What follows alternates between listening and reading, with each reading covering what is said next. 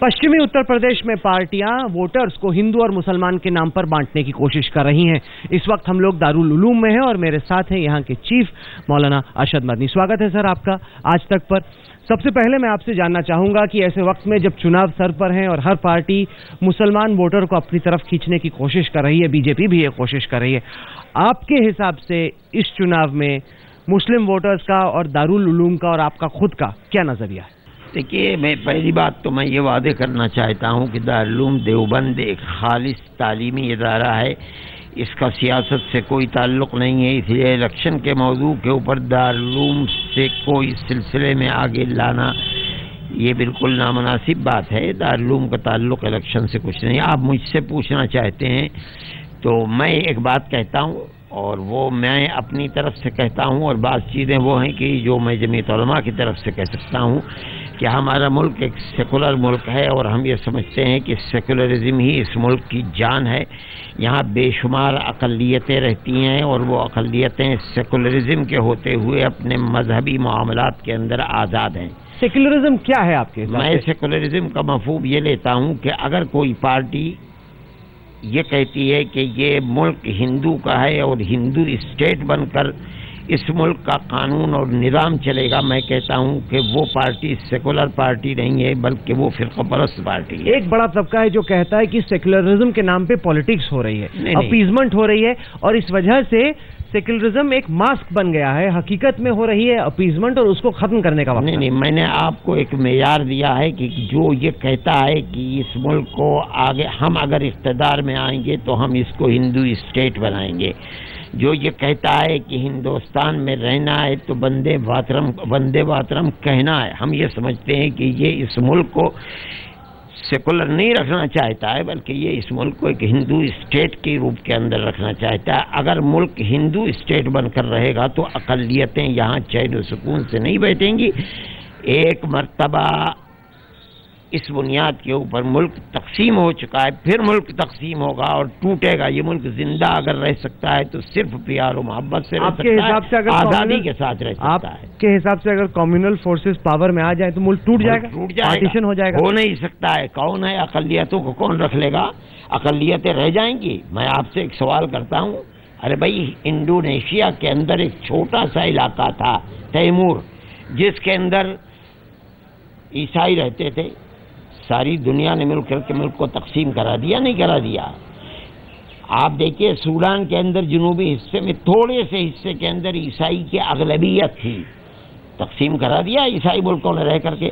आपके इस मुल्क के अंदर कितनी स्टेट हैं जो इस वक्त क्रिश्चियन स्टेट हैं? आप देखिए, हिंदुस्तान के मशरिक के अंदर आपके बोडोलैंड भी उसी तरफ से, नागालैंड, मिजोरम, अरुणाचल, मेघालय, कौन माई का लाल है हिंदू स्टेट बन जाए और ये स्टेट रह जाएंगी, मुल्क तकसीम हो। पर सर, इस बार का चुनाव जो है वो तो विकास के नाम पर पार्टियां कह रही हैं कि वो लड़ रही हैं और कई सारे ऐसे मौलाना हैं जिन पे आरोप लग रहा है कि वो एक खौफ पैदा कर रहे हैं कि अगर मोदी आ गया तो देश में ऐसा हो जाएगा, वैसा हो जाएगा। मोदी का कैंपेन उठा के देखिए, उन्होंने तो अपनी जुबान से एक चीज कम्युनल नहीं बोला।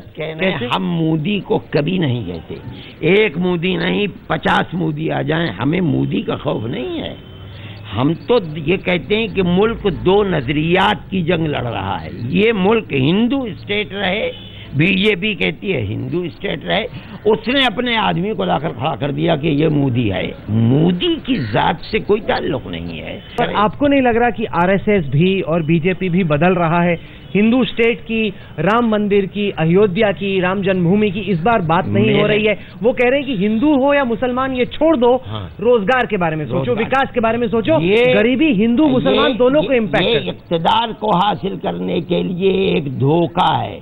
अगर इख्तिदार में आ जाएंगे तो जो हालात मुल्क के अंदर बद से बदतर अक़लियतों के लिए आ जाए, इससे 50 गुना ज़्यादा होने का ख़तरा है हमें।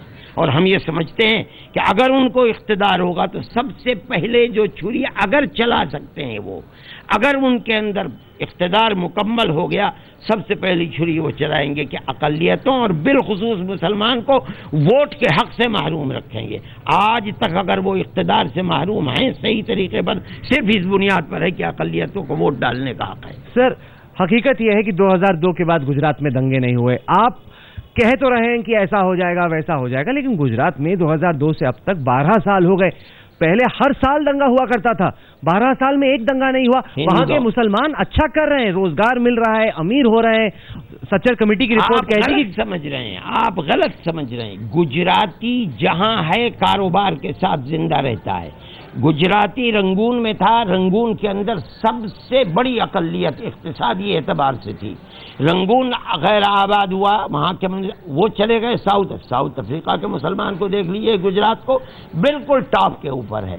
साउथ अफ्रीका से निकल करके वो इंग्लैंड के अंदर पहुंचे, इब्तदाई हालात उनके ख़राब रहे। जो दिन भी गुजर रहा है वो इक्तिसादी एतबार से आगे बढ़ रहे हैं। ये उनकी अपनी ज़ाती सलाहियत है कारोबार करने की, वो इसलिए बढ़। मोदी ने क्या किया ये बताइए कि जैसा फसाद मोदी ने किया है, हिंदुस्तान के अंदर कोई फसाद उस नौइयत का 65 साल के अंदर हुआ है? क्यों 84 के दंगे हुए, दिल्ली के दंगे हुए, भागलपुर के दंगे हुए, महाराष्ट्र में पिछले साल दंगे हुए, यूपी में मुजफ्फरनगर में तो सितंबर में दंगे हुए, 60 लोग मरे। लेकिन कोई ऐसा दंगा जिसमें चीफ मिनिस्टर से लेकर के और पुलिस अहलकार तक हर एक मुस्लिम की नस्ल कुशी करने के ऊपर लगा हुआ कोई नहीं। आप कैसे कह सकते हैं? हिंदू भी मरे, मुसलमान भी मरे, 300 हिंदू मरे थे गुजरात के। आप पैदा भी नहीं हुए थे उस वक्त से मैं दंगों को देख रहा हूँ, जमीयत उलमा से ज्यादा दंगों को देख रहा हूँ, कोई नहीं है। नहीं, आप क्या कहते हैं? पर हकीकत है कि नहीं मौलाना साहब? मैं जिस हकीकत को कह रहा हूँ उसको अपने ऊपर भुगत कर कह रहा हूँ। मैं उन हाथों को पहचानता हूँ जिन हाथों ने मुसलमानों को कत्ल। आप नहीं पहचानते, आप क्या जाने कत्ल किस चीज का नाम है, आप क्या जाने आग लगाना किस चीज। मुस्लिम अकलियत से पूछिए, वो उन हाथों को पहचानती है जिन हाथों ने खंजर से मुसलमान को ज़बह किया। मैं जानता हूँ कौन ज़बह करने वाले। आप फसादात की तारीख मुझसे बताएंगे, मुझसे पूछिए फसाद। पर 2002 के बाद तो दंगा नहीं हुआ। हकीकत है ये गुजरात की, पहले गुजरात में हर साल दंगा हुआ। जो दंगा हो गया है गुजरात के अंदर, उसने मुसलमान की कमर को तोड़ दिया था, मायूस कर दिया था। ये तो मुसलमान सख्त जान है, हिमालय पहाड़ की तरह की वो जिंदा है, वरना मोदी और बीजेपी मुसलमान को जिंदा रखेगी। आज भी अगर वो खुदा न खास्ता मुल्क के अंदर इख्तिदार हासिल होगा, सबसे बड़ा भुगतान मुसलमान को भुगतना पड़ेगा। और मुझे ये खतरा है कि कहीं म्यांमार की तरह मुसलमान हिंदुस्तान के अंदर जिंदगी ना बसर करे। पर हकीकत ये भी है कि कई सारे मुसलमान तो अब बीजेपी और मोदी की तरफ रुख कर रहे हैं। साबिर अली गए, एमजे अकबर गए, और आप अमूमन जो यंग मुसलमान है, जो नौकरी की तलाश में है, जिसको अपने फ्यूचर की फिक्र है, वो तो कह रहा है कि उतना मोदी बुरा नहीं है जितना मौलाना साहब बताते हैं। मोदी का क्या मसला है? बीजेपी उतना बुरा नहीं। आप गलत कहते हो। बीजेपी आरएसएस का बिंग है। मैं कहता हूँ ये बीजेपी किसी अकलियत को और बिलखुसूस मुसलमान को मुल्क के अंदर आज़ादी के साथ जीने का हक नहीं देती। आज तक जो कुछ हुआ है वो बीजेपी के नजरियात ही से हुआ है, और बीजेपी अपने नजरियात को खत्म कर दे और हमारे सामने आए और हमें तजुर्बा करने दे कि वो अपने नजरियात से हट गई। हम बीजेपी की हिमायत। तजुर्बा आपको हो नहीं रहा। कैंपेन उठा के देखिए, एक भी शब्द कम्युनल या हिंदुत्व या राम मंदिर का अब तक बीजेपी ने नहीं। आप नहीं समझते, जरूरत के वक्त आदमी गधे को भी बाप बनाता है।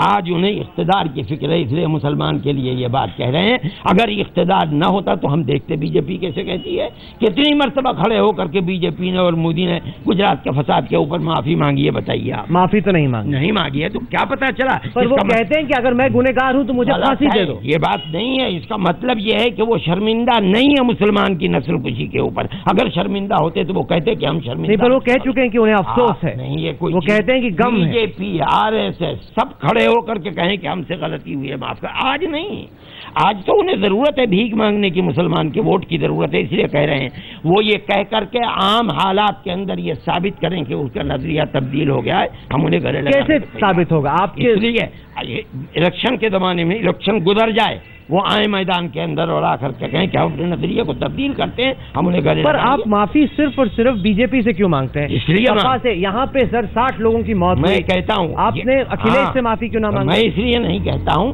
कि मैं पहले दिन से कह रहा हूँ कि जिन लोगों ने फसाद कराया है उनकी चैन मुजफ्फरनगर से लेकर के वहां तक जुड़ी है। वो वही ज़हनियत है जो फिरका परस्त ज़हनियत है। वरना तो एक बात है, अरे भाई सपा को इख्तिदार में मुसलमान ही लाया था।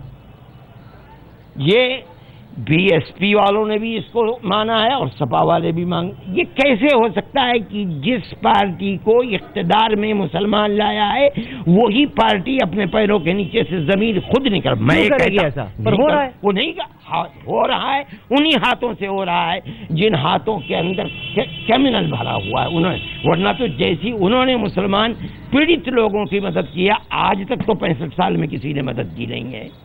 हम देख रहे हैं सर कि मुसलमान वोट जो है, जो मुसलमान बदलते हैं मौजू को। मैं कह रहा हूं, क्या आप बता सकते हैं कि किसी ने मुसीबत ज़दा लोगों की ऐसी मदद की है? सर होने क्यों दिया? मैं दूसरा सवाल पूछता हूं, ठीक है, होने क्यों दिया? वो मैं कहता हूं, वो मैं कहता हूं और मैं कह भी चुका हूं कि तजर्बा नहीं था इसलिए गलती हो गई एक लड़के का। ये तो बहाना है। मोदी भी कह सकते तजुर्बा नहीं था, जुम्मे के जुम्मे हुए थे, मेरे को सीएम बने। मोदी बड़े आदमी है सर, अखिलेश सीएम है, बड़े सब देश के सबसे बड़े राज्य के सीएम है। कितने दिन के अंदर उसके ऊपर मैं उनसे भी कह चुका हूं और आपसे भी कहता हूं, मैं कांग्रेसी हूं, मैं उनकी पार्टी का आदमी हूं, लेकिन मैंने कोई उधार भी नहीं खा रखा कि मैं उनकी हर बात को गलत ही कहूं। मैं ये कहता हूं कि जैसी उन्होंने मदद की है वैसी किसी ने मदद नहीं की है। कांग्रेस ने 10 साल हो गए यूपीए के, क्या आपको लगा मदद की मुसलमानों की?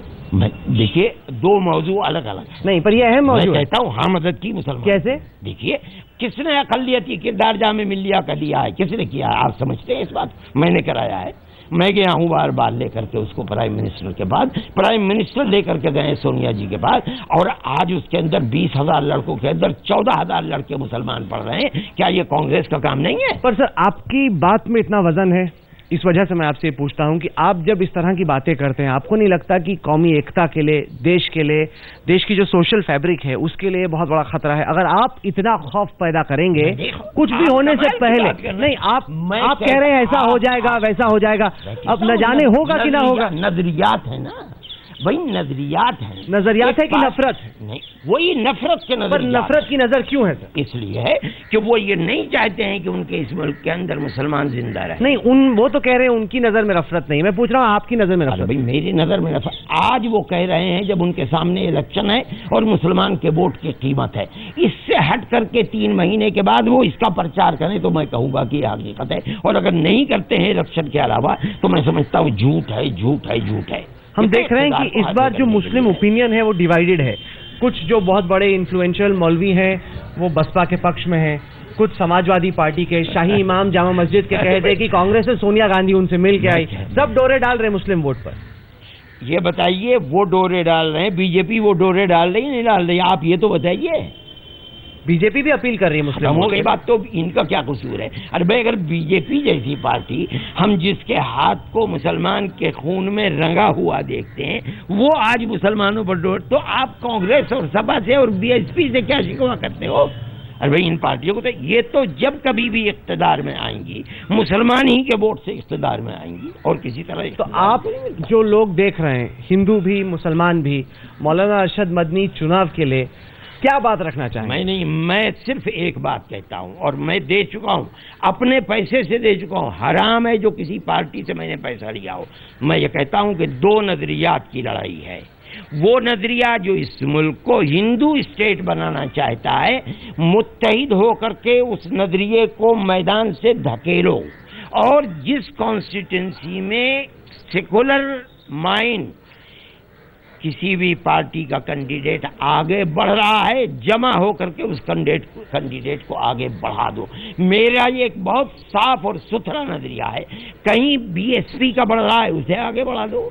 कांग्रेस का बढ़ रहा है, उसे आगे बढ़ा दो। समाजवादी पार्टी का बढ़ रहा है, आगे बढ़ा दो। आपका आगे बढ़ रहा है, आगे बढ़ा दो। बीजेपी को न आने दो।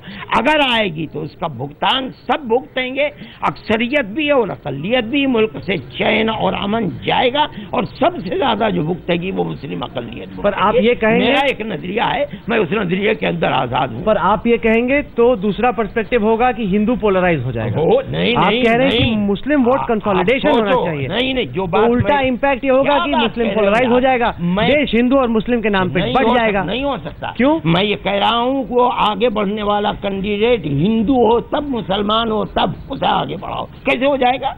अरे भाई, बीएसपी के सारे कैंडिडेट मुसलमान हैं, समाजवादी पार्टी के सारे कैंडिडेट मुसलमान हैं। पर उसके नाम पर बीजेपी के पक्ष में नहीं, हिंदू वोटर पोलराइज हो जाएगा। अगर मैं ये कहूं कि मुसलमान को आगे बढ़ाओ, चाहे वो किसी भी पार्टी का हो, तो आपकी बात। मैं कहता हूं हिंदू हो सिख हो, आप उसे आगे बढ़ा दीजिए अगर उसका पल्ला भारी है। इसके अंदर कैसे हो जाएगी फिरका परस्ती? जमीयत उलमा को कोई ये कहे फिरका परस्ती, हमने तो फिरका परस्ती के मुकाबले में अपनी टोपियों को पैरों से रजवाया है। हमारे तो सर की पगड़ियों को लोगों ने, हमने तो कभी फिरका परस्ती, हम आज भी फिरका परस्त नहीं है। मौलाना अरशद मदनी साहब, आपने आज तक के लिए वक्त निकाला, इसके लिए आपको बहुत बहुत शुक्रिया।